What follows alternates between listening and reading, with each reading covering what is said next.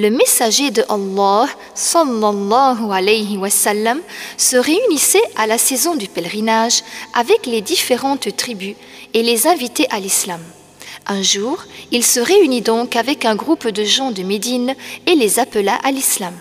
Ils se convertirent et lui dirent « Nous allons retourner à Médine et appeler notre peuple à l'islam » et lui donnèrent rendez-vous pour la saison du pèlerinage de l'année suivante.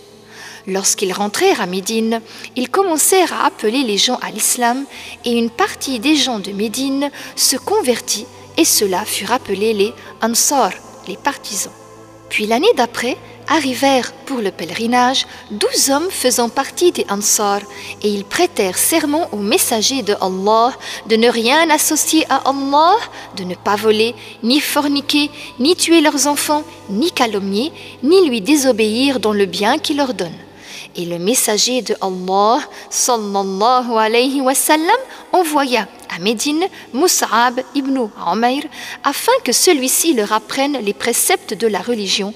Et nombreux sont ceux qui se convertirent au point qu'il ne restait plus de maison de Médine dans laquelle l'islam ne soit entré. C'est alors que sortirent pour le pèlerinage à la Mecque environ 70 personnes et ils prêtèrent serment au messager de Allah de nuit.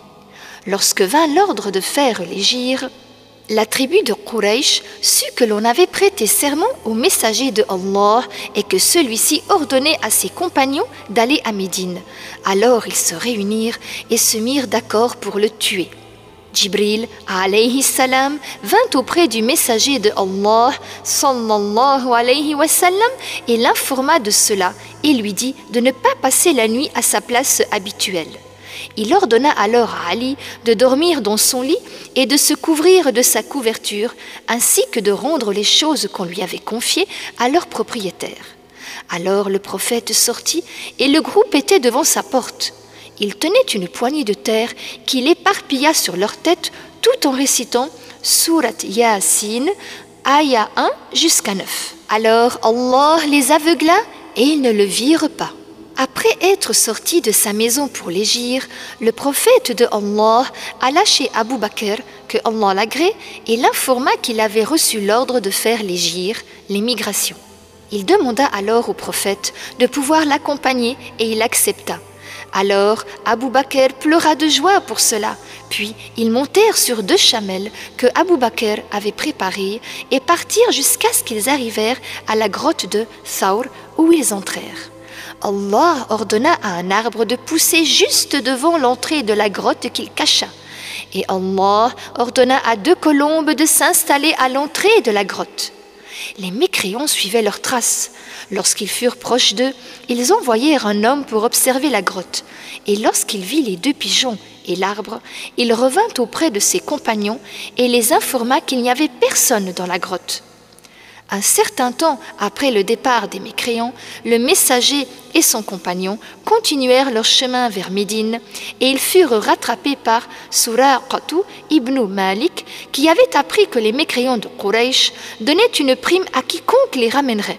Lorsqu'il fut près d'eux, le prophète fit une invocation contre lui et les pieds de son cheval furent enfoncés dans la terre. Suraqah demanda alors au prophète de faire une invocation en sa faveur et lui promit de ne rien dire à personne à leur propos. Le prophète fit une invocation pour lui et son cheval se rétablit et l'homme repartit auprès des siens. Sur son chemin vers Médine, il y avait avec lui Abu Bakr, Amir ibn Fuhayra, l'affranchi de Abu Bakr, et Ibn Awrayqit qui les guidaient sur la bonne route. Ils passèrent devant Ma'bad al-Khuza'iyya et ils ne les connaissaient pas. Le messager lui dit « Oh Ma'bad, as-tu du lait ?» Elle répondit « Non, par Allah !» Mais il vit une brebis dans la maison et l'interrogea à son sujet. Elle dit « C'est une brebis n'ayant plus de force et ne donnant plus de lait. » Alors le prophète passa sa main sur son dos et sur sa mamelle, puis demanda un récipient et il attrait la brebis en tirant du lait dont il remplit le récipient.